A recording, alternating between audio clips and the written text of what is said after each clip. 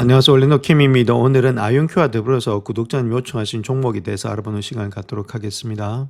자, 양자 기술에 있어서 2020년도는 단순한 회계 연도가 아니다. 자, 그렇게 말하면서 미국의 정보기관 그리고 국방당국 이런 데는 2020년도를 갖다가 중국의 양자 기술 자체가 미국의 억제력을 무력화할 수 있는 그런 터닝 포인트에 있다. 즉, 중국의 기술이 미국의 기술을 앞서가는 그런 시점에 있는 것이다. 이렇게 이야기를 하고 있고, 자, 그 이유는 14차 5개년 계획 2021년부터 시작해서 2025년도까지 성과를 바탕으로 2010년도에는 1000큐피트의 초전도 양자 컴퓨팅, 그 다음에 차세대 양자 통신 네트워크를 실전에 배치할 것으로 예상이 되고 있다.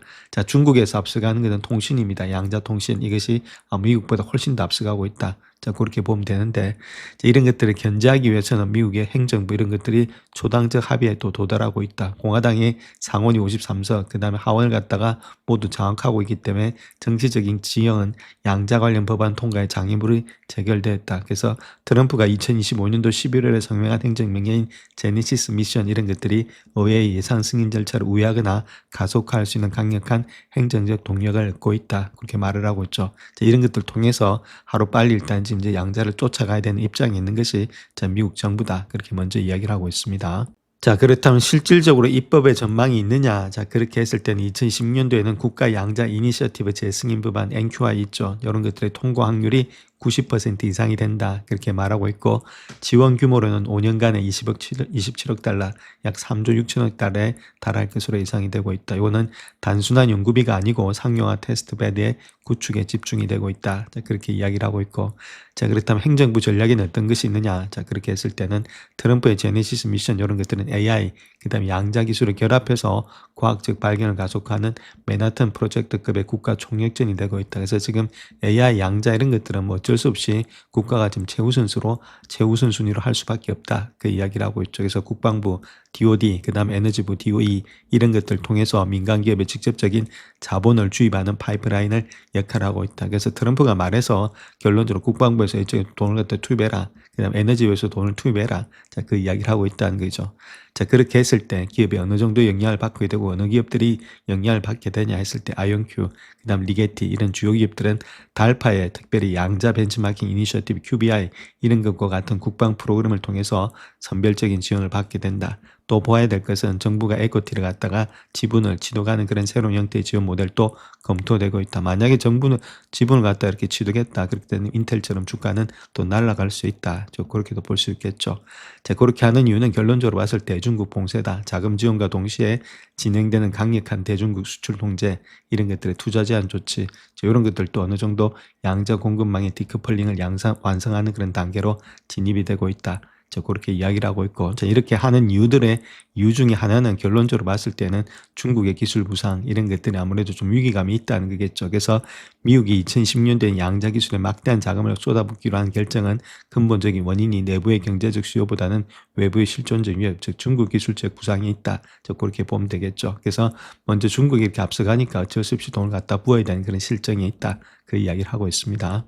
자, 그렇다면 법안의 주요 내용이라든지 자금 규모에 대해서 조금 더 깊이 있게 한번 보겠습니다. 2020년도에 통과가 유력한 법안은 상원 법안이 있죠. S는 세네트니까 5,411, 하원 법안은 하우스니까 6,213 이런 것들의 절충안이 될 것으로 보이시는데, 자, 거기서 상원에서 더 큰 자금 규모 27억 달러가 채택될 가능성이 많다.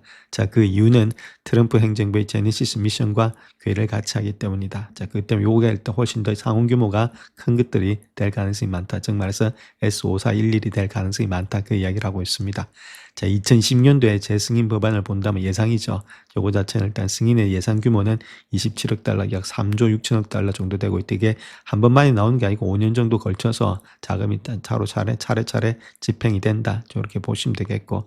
자, 특별히 예산 규모가 2배 이상 증액이 됐다는 것들 그만큼 양자가 중요하다는 이야기가 되겠죠. 단순한 연구비가 아니고 인프라 구축비에 포함이 되고 있다. 그래서 이제는 연구비보다는 아무래도 좀 인프라를 깔아서 실용에 일단 앞서가야 되겠다. 그 뜻을 지금 이제 트럼프도 하고 있다. 그렇게 보시면 되겠고, 이런 것들이 아무래도 뭐 상원에서 다 하원하고 다 생각 중에 있다는 거죠. 국회의원들도 양자를 갖다가 잃어버리면 안 된다. 그 뜻을 알고 있다는 겁니다. 핵심 목표로는 아무래도 실용화, 상용화 이런 것들이 있겠죠. 그래서 논문 작성에서 이제는 시제품 제작으로 목표를 전환하겠다. 기업 지원을 강화하겠다. 자, 기업 지원을 강화하겠다는 말은 결국 이런 것들은 돈은 양자 컴퓨팅 하고 있는 회사들한테 갈 가능성이 많다. 아이온큐 같은 것들. 자, 그 다음에 NSFA, 그 다음에 이런 것들은 국립과학재단인데 양자 테스트 베드를 갖다가 구축하겠다. 이런 중소 양자 기업들이 고가의 장비를 갖다 빌려 쓸 수 있는 공용시설을 구축하겠다. 뭐 이렇게 또 해주게 되면 아무래도 아이온큐에서는 또 비용도 절감할 수 있는 그런 여건이 되겠죠.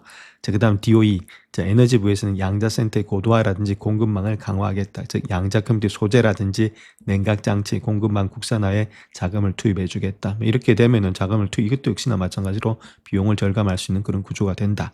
자, 그 다음 NIST, 이거는 표준기술연구소죠.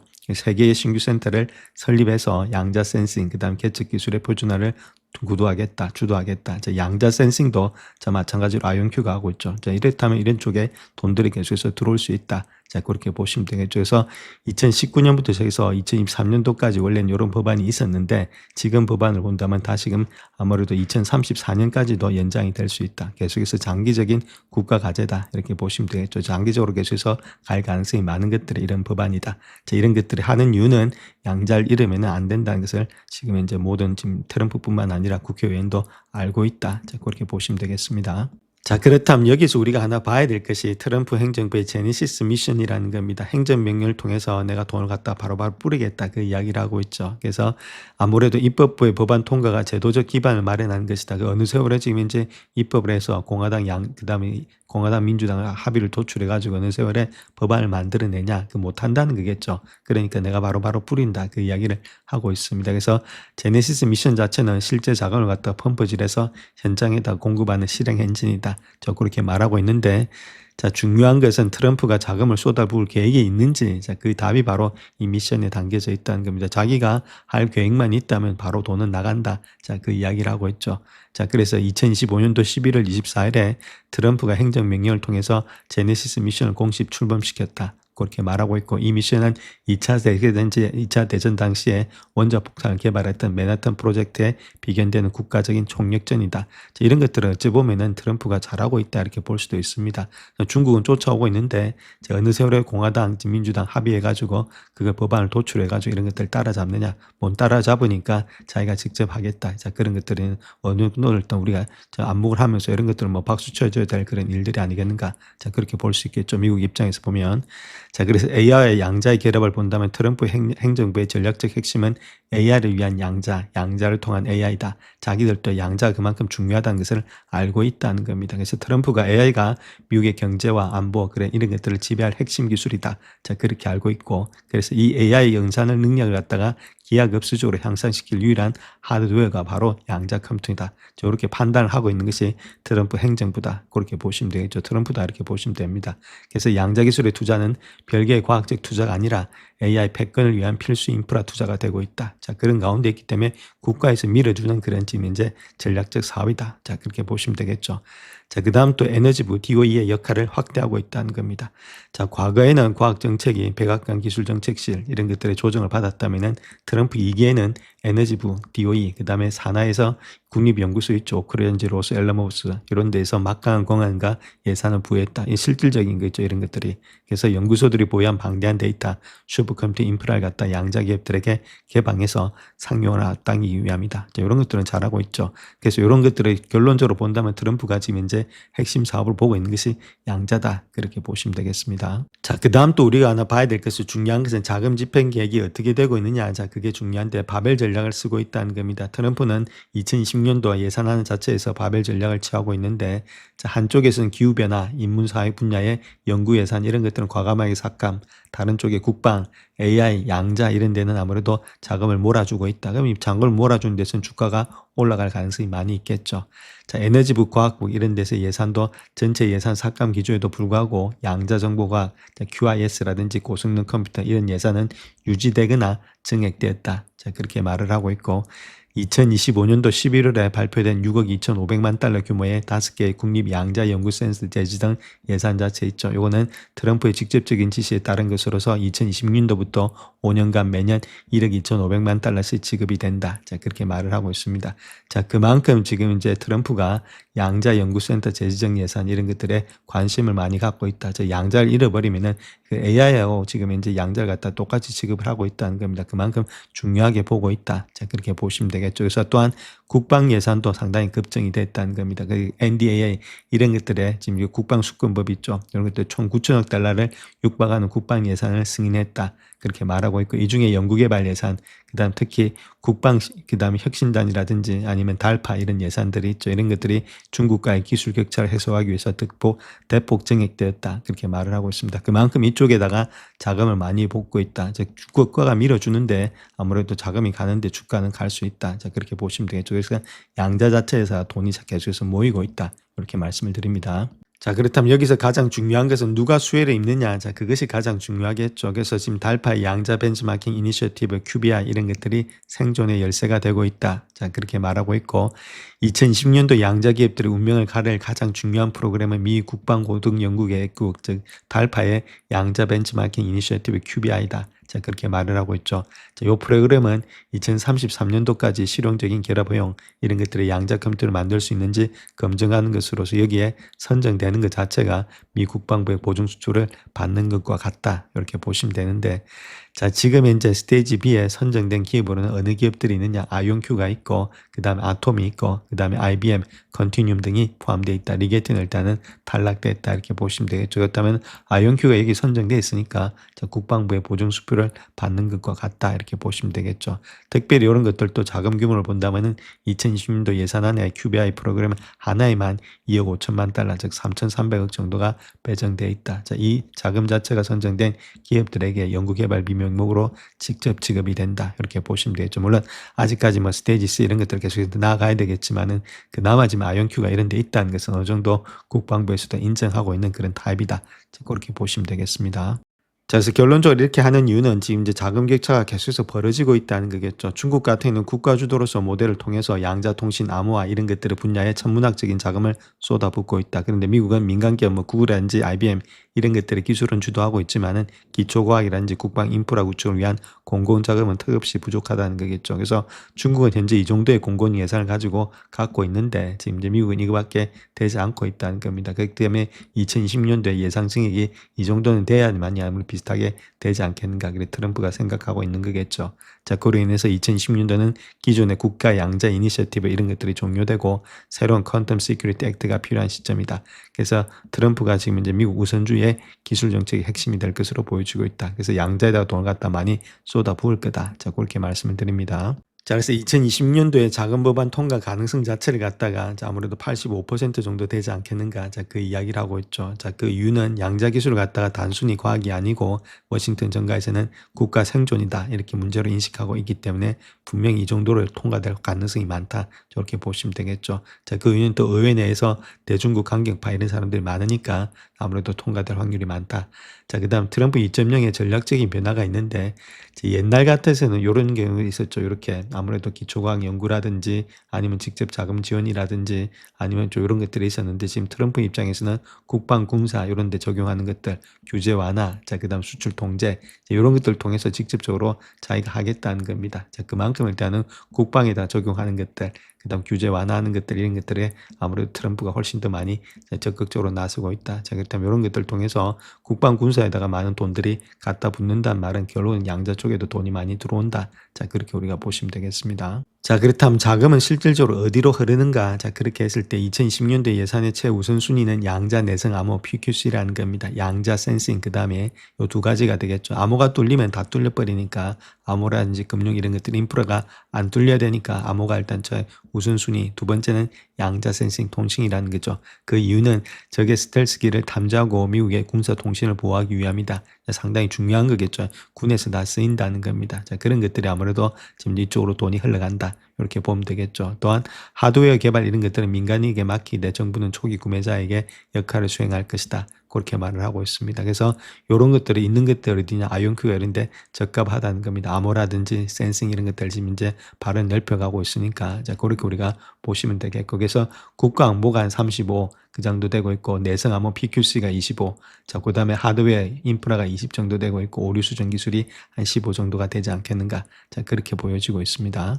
자, 그다음 지난 한 해 동안에 아무래도 양자 3사들 있죠. 아이온큐부터 시작해서 D-Wave, 리게티 요 세 가지 업종을 갖다 한번 비교해 봤을 때 얼마만큼 일단 주가가 많이 올라왔느냐. 자, 한 1년 동안입니다. 1년 동안 했을 때는 지금 이제 D-Wave가 213%로서 가장 많이 올라왔고 그다음 리게티가 45%, 그다음 아이온큐는 7%밖에 안 올라왔습니다. 그래서 요번에 아무래도 2025년도에 많이 올라왔던 종목은 D-Wave가 되지 않겠는가. 자, D-Wave가 지금 이제 양자 시대에서는 조금은 주도를 하고 있다. 저렇게 먼저 말씀을 드립니다. 자, 그래서 차트상에서 본다 하더라도 지금 아이온큐 있죠. 아이온큐 같은 데 200일선입니다. 이게 파란 선 자체가 200일선 밑에서 놀고 있죠. 200일선 밑에서 놀고 있고, 이제 리게티도 마찬가지입니다. 200일선 밑에서 이렇게 놀고 있죠. 자, 반면에 D-Wave 같은 경우에 있어서는 200일선 위에서 이렇게 놀고 있다는 겁니다. 조금 더 힘이 강하다 이렇게 보시면 되겠죠. 뭐 다른 것보다는 자 그렇다고 해서 뭐 아이온큐보다 훨씬 잘 나간다. 자 그렇게 하기보다는 좀 모멘텀이 좀 살아 있다는 겁니다. 다른 주식에 비해서는 좀 양자 주식 중에서 일단 좀 매수세가 좀 더 많이 모여 있다 이렇게 말씀을 드립니다. 자 그렇다고 해서 뭐 D-Wave가 잘 나간다 그런 뜻은 아닙니다. 지금 단지 매출만 놓고 본다 하더라도 아이온큐는 108, 그 다음에 D-Wave는 25, 그 다음에 리게티는 7밖에 되지 않고 있죠. 자 그것이 계속해서 뭐 늘어나면서 2026년도 7년도 간다 하더라도 6년도도 한 200빌리언 정도 되고 있는 것이 아이온큐고 그 다음에 이제 D-Wave는 한 40 정도 될까 말까 그 다음에 리게티는 20 정도 되고 있죠. 더블 만큼 계속해서 이렇게 차이가 난다는 겁니다. 그만큼 차이가 나기 때문에 자 매출이 많은 종목들에 우리가 좀 투자를 해야 되겠죠. 물론 지금은 약간 일단 D-Wave 쪽으로 많이 기울어져 있지만은 자 그럼에도 불구하고 아이온큐가 매출의 측면에서 본다면 아직까지도 성장이 여러 개 많이 있다. 저렇게 말씀을 드립니다. 자, 현재 아이온큐 같은 경우는 좀 박스권 장세가 된다 이렇게 말씀을 드렸죠. 60불 고점으로 보고 있고 밑에 저점을 갖다 한 40불로 본다. 그래서 40불 밑으로 내려간다면 좀 담으셔서 길게 보시면서 들고 가는 전략들. 자, 그다음에 일단 이렇게 해서 박스권이 돌파될 때는 아무래도 금리가 인하되면서 많이 일단은 그런 것들의 금리 영향을 받을 때 주가는 좀 뛰지 않겠는가. 자, 그렇게 우리가 보시면서 생각을 하시면서 시나리오를 짜서 갖고 가자. 이런 식으로 말씀드립니다. 자, 다음 구독자님 요청하신 레드와이에 대해서 한번 알아보겠습니다. 지금 7.6달러 정도 되고 있으니까 아무래도 적자 기업이 되겠죠. 그래서 EPS는 적자 기업이다 이렇게 보시면 되고 적자 기업은 돈을 많이 투자하시면 안 됩니다. 한 5% 정도만 투자하시고 회사가 어떻게 될지 자, 그걸 관찰하신 후에 그 다음 조금씩 더 투자해야지 처음부터 많은 돈이 들어가서는 안 된다 이렇게 보시면 되겠죠. 보통 한 2% 이렇게 들어갔다가 그래서 차츰차츰 돈을 투자해서 5%까지 올리는 것들 자, 그런 식으로 포트폴리오를 짜가자 이렇게 말씀드릴 수 있겠죠. 어떻게 될지가 알 수 없기 때문에 요거는 지금 이제 우주 관련 회사인데 로켓랩이라든지 뭐 ASTS 이런 것들하고 경쟁이 되는 그런 회사겠죠. 그럼에도 불구하고 조금 그런 회사보다는 좀 낮은 단계에 있다. 아직까지는 이제 갈 길이 좀 많다. 이렇게 말씀드립니다. 자, 이 회사가 어떤 회사인지는 봐야 되니까 2010년도에 설립돼서 플로리다주 잭슨빌에 본사를 두고 있는데 특별히 우주 솔루션이라든지 우주 인프라 분야의 선도 기업이다. 이렇게 보시면 되겠죠. 우주 관련된 회사다. 이렇게 보시면 되겠고 자, 특별히 그들의 제품에는 우주선의 항법이라든지 제어에 필수적인 항공 전자 장비, 그다음 센서, 탑재재 이런 것들은 물론 태양광의 패널 솔루션이라든지 우주 임무용의 전개식 구조물 이런 것들이 포함되고 있다. 이렇게 보시면 되겠죠. 그래서 아무래도 우주 관련된 그런 회사가 되고 있는 것이 현재 레드와이다 이렇게 말씀드립니다. 자, 그렇다면 회사를 분석할 때 오각형을 보자 이렇게 말씀을 드렸습니다. 오각형 속에서 어느 정도 일단 회사가 되고 있는지 우리가 알 수가 있다 이렇게 말씀을 드렸죠. 오각형 안에 가장 중요한 것은 성장이다. 성장이 돼야만 매출이 일어나야만이 그 다음에 있는 거다 이렇게 말씀드렸죠. 자, 매출 다음에 일단은 프로핏 아무래도 일단 어느 정도 이익이 나타났냐. 자, 그게 중요하다 이렇게 말씀드렸고 자, 그 다음에 이익의 리비전 있죠. EPS의 리비전 계속해서 이익이 성장되고 있느냐. 자, 그거 중요하다고 말씀드렸고 자, 그 다음에 일단 밸류에이션이 어느 정도 되고 있느냐. 자, 그 다음 모멘텀이 어떻게 되고 있느냐. 저렇게 말씀드렸죠. 그래서 이 삼각형이 가장 중요하다. 저렇게 말씀을 드렸습니다. 그래서 지금 밸류에이션을 본다면 지금 성장을 본다면 성장은 A 플러스죠.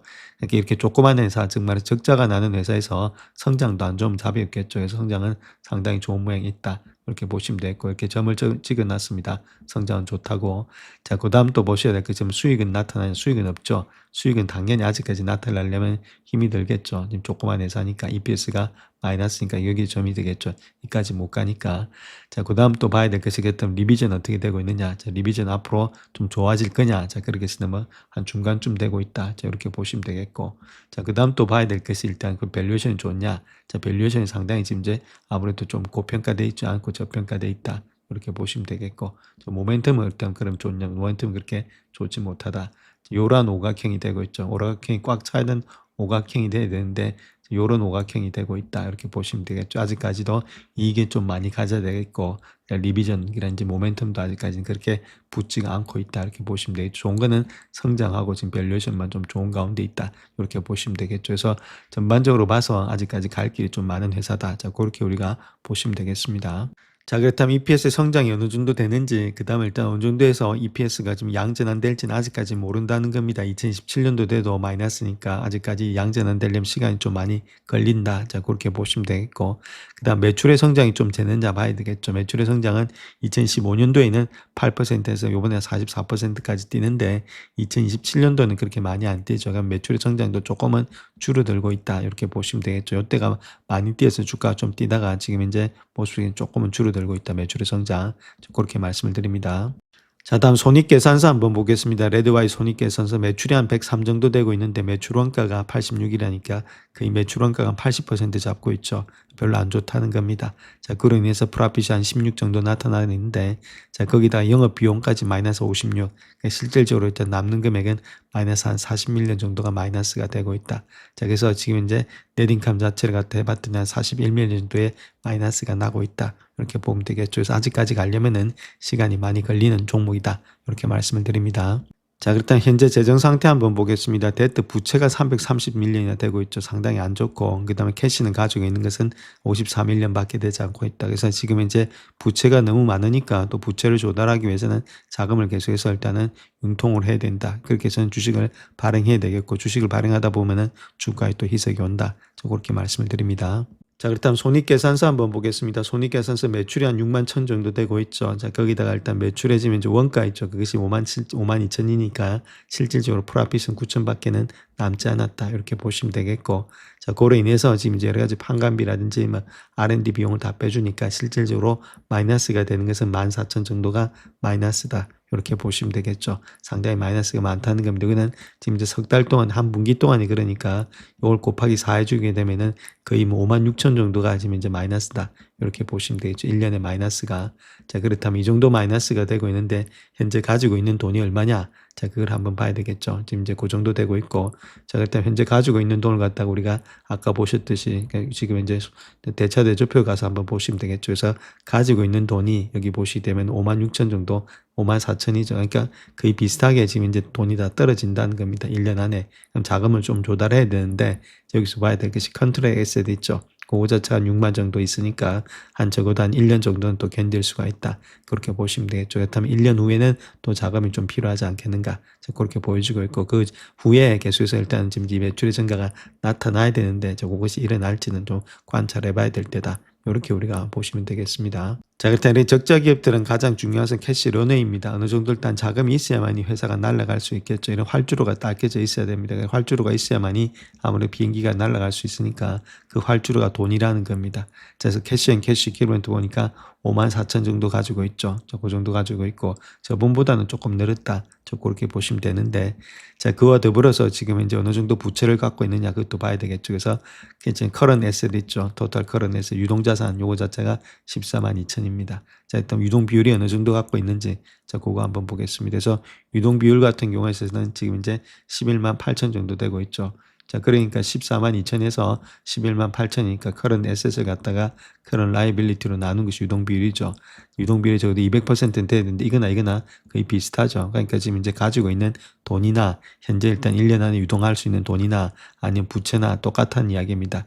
상당히 일단은 돈이 없다는 이야기가 되겠죠. 별로 좋지 못한 모양이 있다. 이렇게 일단 재정 상태는 그렇게 좋지 못하다 이렇게 말씀을 드리겠습니다. 자, 그래서 현재 주식 수로 본다면 2025년도 1분기 때가 76밀리언, 그 다음에 2분기 때가 141밀리언, 그 다음에 또 154밀리언에서 계속해서 일단 이쪽에서 아무래도 다른 것보다는 증자가 많이 일어나면서 주식 수가 많이 늘어나고 있다. 이렇게 보시면 되겠죠. 그래서 1분기 때 76에서 지금 이때 141로 상당히 많이 뛰죠.